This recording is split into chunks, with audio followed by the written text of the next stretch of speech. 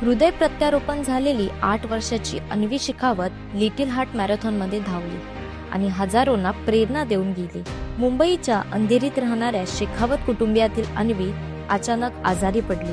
डॉक्टरांनी dilated cardiomyopathy हा गंभीर आजार ओळखला। यावेळी हृदय फक्त 10% काम करत होतं। आता त्याचा एकच उपाय म्हणजे हृदय प्रत्यारोपण। कुटुंबाने लगेचच हृदयरोपणासाठी नाव नोंदणी केली।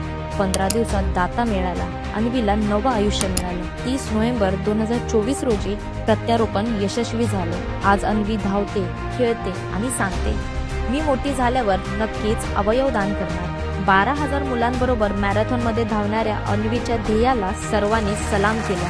तिचं हे पाऊल अवयवदानाबद्दल जनजागृती करणारं ठरलं। शरीर जातं पण जीवनदान राहतं। आजच प्रण घ्या, अवयवदानासाठी पुढाकार घ्या।